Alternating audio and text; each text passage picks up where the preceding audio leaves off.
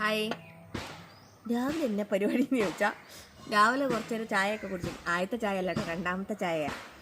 അതിന് 2-3 ചായയൊക്കെ വരും രാവിലെ തന്നെ. രാവിലെ കസർത്ത് കൊടുക്കുന്നതല്ല, അപ്പോൾ 2-3 ചായയൊക്കെ വരും.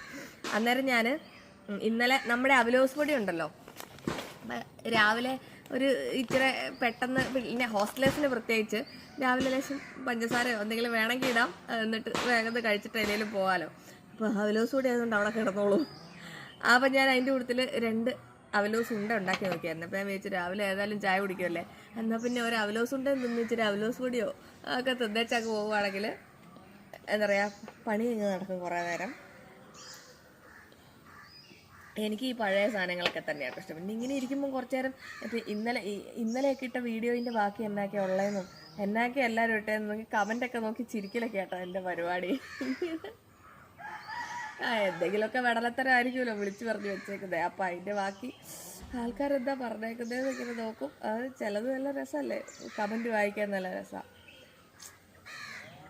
അപ്പം അതൊക്കെയാണ് എൻ്റെ ഈ ഒരു രാവിലത്തെ കുറച്ച് സമയത്തെ പരിപാടി. അപ്പം ഞാൻ ആ അവലോസ് ഉണ്ട ഉണ്ടാക്കിയത് സെറ്റായോ ഒന്ന് നോക്കാൻ വേണ്ടി എടുത്തുകൊണ്ട് വന്നതാണ്.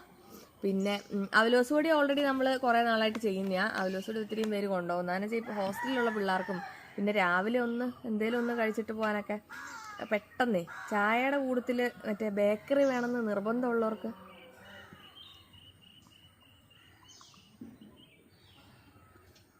കണ്ടില്ലല്ലോ നോക്കി. ഇത് ഞാൻ ജസ്റ്റ് ഒരു 10 ഉണ്ടാക്കി നോക്കിയതായിരുന്നു.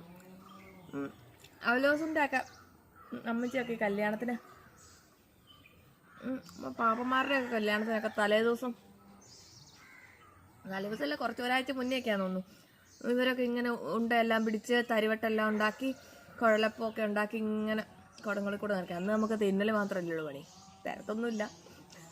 അവിടുന്ന് എങ്ങനെ കിട്ടി എന്നിട്ട് ആ വഴിക്കൂടെ ഓടും, കളിക്കാൻ പോകുന്നതല്ലേ. അപ്പം ഇപ്പോഴല്ലേ സ്വന്തമായിട്ട് ഉണ്ടാക്കി തുടങ്ങി. ഉണ്ടാക്കി നോക്കിയതാ, കൊള്ളാൻ കുഴപ്പമൊന്നുമില്ല. ഇത് അരിയുണ്ട അല്ല കേട്ടോ, അവലോസിൻ്റെ കുറേ പേർക്ക് മാറിപ്പോകുന്നുണ്ടെന്ന് തോന്നുന്നു. നമ്മുടെ ചോറ് വെക്കുന്ന അരി വെച്ചിട്ട് ഉണ്ട ഉണ്ടാക്കൂല, അത് അരിയുണ്ട. ഇത് പക്ഷേ അവലോസ് പൊടി വറുത്തേച്ച് നമ്മൾ ശർക്കരപ്പാന് കൂട്ടി ഉണ്ടാക്കുന്നതാണ് അവലോസ് ഉണ്ട. ഇതൊരു പക്ക ട്രഡീഷണൽ ഒരു സാധനമാണ് അവലോസ് ഉണ്ട, തരിവട്ട്, കുഴലപ്പ, അച്ചപ്പൊക്കെ അതെല്ലാം ഇവിടെ ഉണ്ടാക്കാറുണ്ട് കേട്ടോ. അപ്പോൾ അവലോസ് പൊടി ഉണ്ടാക്കിയപ്പോൾ ഒത്തിരി പേര് അവലോസ് ഉണ്ട ചോദിച്ചപ്പോൾ ഞാൻ ഇച്ചിരി അവലോസ് ഉണ്ട ഉണ്ടാക്കിയേക്കാമെന്ന് വിചാരിച്ചു. ഇന്നിപ്പോൾ അല്ലല്ല വീഡിയോ ഒന്നും കഥയും പറഞ്ഞുകൊണ്ടിരിക്കുക.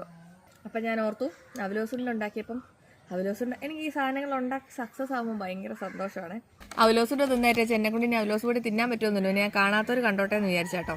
ഇതാണ് കേട്ടോ അവലോസ് പൊടി ഉണ്ടോ. ഇതൊരു 2-3 സ്പൂൺ എടുക്കുക. ഷുഗർ വേണ്ടവർക്ക് ഷുഗർ ഇടാം. എന്നിട്ട് ഞാനൊക്കെ എന്ന് പറഞ്ഞാൽ കുറച്ച് ചായ അതിനകത്തോട്ട് ഒഴിച്ച് 2 ഇളക്കളൊക്കെ ഇട്ട് തിന്നും. അങ്ങനെ കേട്ടോ, ഹോസ്റ്റലിലൊക്കെ ആയിരുന്നപ്പം നമ്മുടെ പരിപാടികൾ അങ്ങനെയൊക്കെയാണ്. ചായ ഒഴിച്ച് ഇളക്കേണ്ടവർക്ക് ചായ ഒഴിച്ച് ഇളക്കി തിന്നാം. എന്തായാലും സംഭവം സെറ്റാട്ടോ.